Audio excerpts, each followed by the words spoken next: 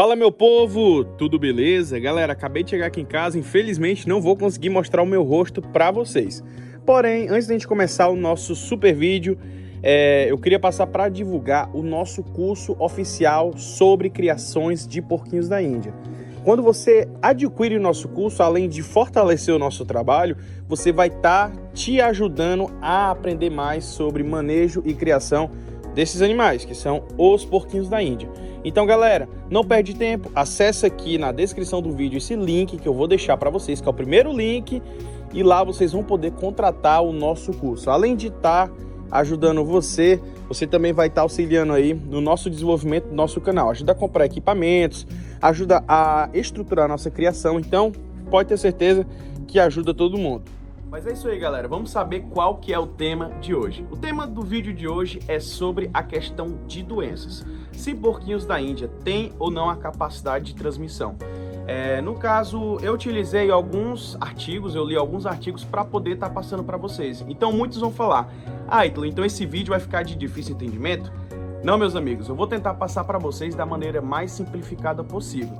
Mas antes da gente saber sobre doenças que realmente pode acometer ou não esses animais, é sempre muito importante a gente saber um pouquinho sobre a questão ambiental. Aí muitos se perguntam, mas o que tem a ver a questão ambiental com a questão das criações, sendo que esses animais são de cativeiro e eles são criados presos em casas. Então, o que acontece, galera? Nos últimos anos, a gente está cada vez mais próximos de florestas.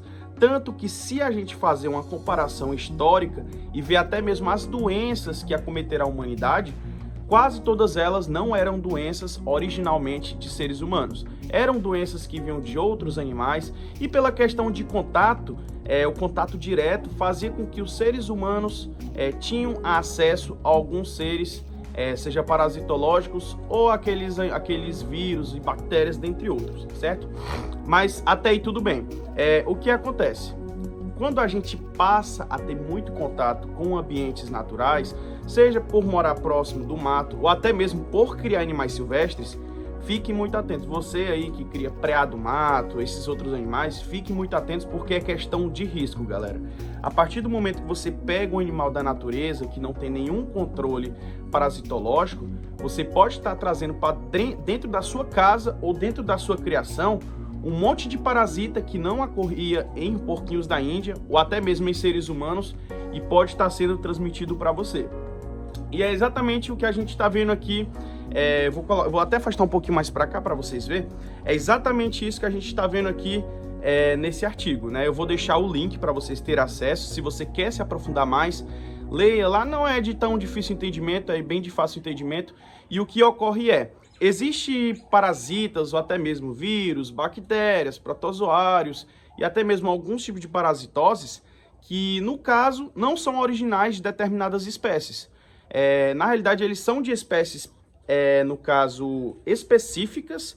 Eles desenvolvem mecanismos específicos para burlar o sistema imunológico desses indivíduos e simplesmente, com o passar do tempo, seja pelo contato com outras variedades de espécies ou até mesmo pela escassez de hospedeiros, alguns desses indivíduos, ou não indivíduos vivos, porque vírus, na realidade, ele ainda não tem, digamos que, aquela confirmação, é ser vivo ou não é ser vivo. Na realidade, sempre é um debate muito grande na ciência, ainda mais eu que estou fazendo formação para licenciatura em biologia, é uma coisa que a gente observa muito.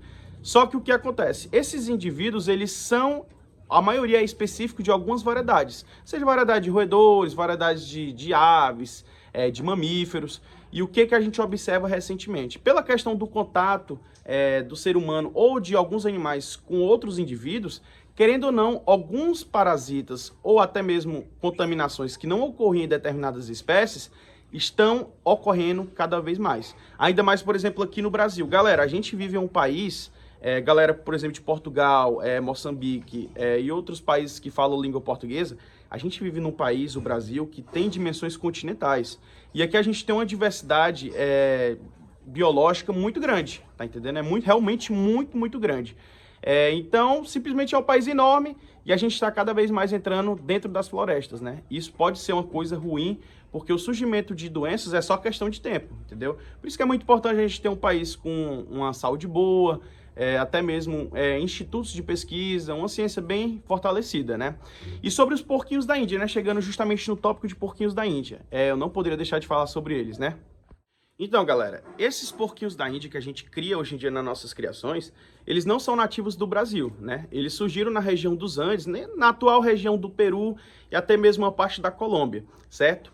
E eram animais que claramente têm muito tempo de domesticação. Alguns estudos relatam ter mais de 5.000 anos de domesticação e simplesmente chegaram em locais diferentes. Por exemplo, hoje a gente tem animais no Brasil. Por exemplo, eu moro no Piauí. O Piauí tem um clima totalmente diferente da região lá do Peru, né? Que lá é muito frio praticamente o ano inteiro. Assim como também tem animais na Europa, Estados Unidos. Então, esses animais eles foram saindo dos seus habitats naturais, né? E muitas pessoas perguntam, mas Ítalo, esses animais eles transmitem ou não alguma doença para o homem? Galera, a partir de alguns estudos que eu consegui ter acesso, eu não achei nenhuma doença que podem ser ou não transmitidas para o homem em si. Pelo menos algo comprovado, né? Porque, assim, ainda carece muito de pesquisa sobre esses animaizinhos. Inclusive, se você for pesquisador da área veterinária ou área biológica, de biomedicina, invista no estudo desses animais, galera, porque é sempre muito importante a gente saber um pouquinho mais do que a gente cria, né? E eu pesquisei um pouco sobre questão de raiva, né? Aquela doença raiva, teve uma época aqui no Brasil que teve um surto de doenças de raiva. E como que essa doença surgiu? Tem alguns relatos que essa doença surgiu lá para o ano de 1500, ou até mesmo antes, na região da França, que alguns lobos contaminados iam e acabavam atacando alguns animais. Então, querendo ou não, o homem passou a ter contato com fluidos de animais contaminados com determinadas variedades.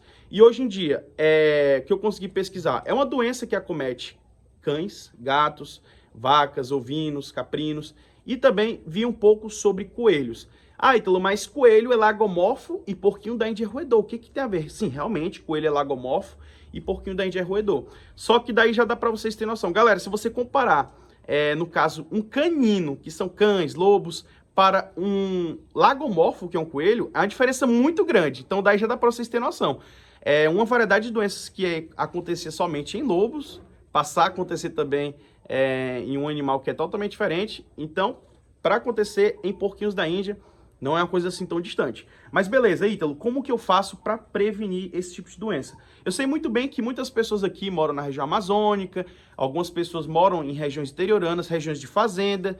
Então, eu particularmente, uma indicação que eu faço para vocês, sempre crie seus animais presos, crie animais em ambientes como esse, ambientes confinados. É muito mais seguro para o teu animal, porque ele não vai ser atacado por nenhum tipo de predador natural, ele não vai ter contato com fluidos de animais silvestres que podem estar contaminados com determinadas variedades de doenças.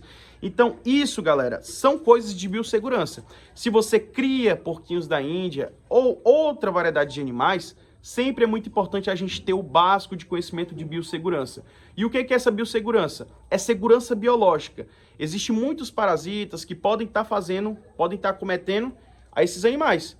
Podem estar fazendo mal, podem estar causando doenças, certo? Inclusive, por exemplo, quando você pega um animal novo de outra criação, nunca coloque esse animalzinho junto com outro, porque a chance daquele animal que chegou estar doente é uma chance considerável. Então, a partir do momento que ele vai ter contato com outros animais, vai comer da mesma comida, beber da mesma água, isso vai facilitar a contaminação dos seus outros animais. Então, é muito importante a quarentena. Todo criador deve ter consciência sobre isso. A quarentena é um período mais ou menos que deve durar de 30 dias e pode durar até 2 meses, porque você vai observar o animal, se ele vai ter algum problema.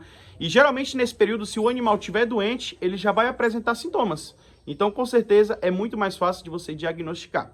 Outra coisinha que eu queria falar para vocês, coisinha 2, é sobre as doenças de pele, né? Que são fungos. Algumas pessoas me perguntam, Ítalo, meu porquinho da Índia está com micose. Vai passar para mim, vai passar para minha família, vai passar para minha filha? Galera, de todos os anos que eu tive contato com porquinhos da Índia e até mesmo outras variedades de animais, nunca tive nenhum problema de micose na minha pele, certo? E também pelos poucos estudos que eu observei, a micose que dá neles, o fungo de pele que dá neles é diferente do fungo de pele que dá em nós seres humanos. No caso, o fungo da pele desses animais geralmente dá em toda a parte do corpo, certo? Já no ser humano, acomete mais em partes, por exemplo, partes fechadas, como aqui entre os dedos, nos dedos de baixo, entre as articulações, né? Que são lugares que ficam com menos circulação de ar e também fica mais abafado ou úmido. Então, esses lugares são mais comuns de acontecer no ser humano. Agora, nos porquinhos da Índia, geralmente em toda a parte do corpo, certo? Outra coisa é sobre a questão de piolhos. Galera, foi uma das coisas que eu achei muito engraçado, né? A partir da minha experiência como criador, graças a Deus, nunca tive piolho na minha vida, nem quando era pequeno. Aqui no Nordeste era muito comum acontecer isso, das pessoas ter piolho. Só que hoje em dia é uma coisa bem mais rara, né? E o que acontece? Os piolhos e lêndias que acontecem nos porquinhos da Índia, geralmente são um pouquinho diferentes do ser humano, certo? Então, o que acontece? Se teu animal tá com algum tipo de coisa como essa, porque isso é considerado uma espécie de parasitismo. Na realidade, é um parasitismo. Porque o indivíduo tá em um hospedeiro, que no caso é o porquinho da Índia, o hospedeiro, e no caso ele vai estar absorvendo ali sua alimentação ou sua energia dele, certo? Então, no caso, sempre fique atento em relação a isso e tenha também seus amigos veterinários, que eles vão te auxiliar, eles vão poder estar te passando os tratamentos, consultando seus animais. Então, periodicamente, vocês podem estar fazendo isso para manter uma criação íntegra, uma criação sem nenhum tipo de problema de saúde, beleza? Então, galerinha, é mais ou menos esse o vídeo. De antemão eu falo, galera, pode ficar tranquilo que porquinho da Índia é um animal muito tranquilo de se criar. São animais saudáveis, certo? Muito dificilmente você vai encontrar alguma doença que vai te acometer também. Geralmente as doenças que ocorrem nele, eu não estou falando todas, mas boa parte das doenças comuns são doenças relacionadas à alimentação. Seja relacionado à vitamina C, à questão da oclusão dentária, que é basicamente o dente do animal crescer demais a ponto dele não conseguir se alimentar. São infecções urinárias, infecções de pele, no caso piolhos, né, que eu falei para vocês. Então são várias doenças que ocorrem nele, só que são doenças específicas para ele, certo? E geralmente são doenças que, no caso, precisam de condições precárias para estar ocorrendo, beleza? Então não se preocupem que não é assim tão perigoso como muitos pensam. Ítalo, então não vou dar mais porquinho da Índia para minha filha.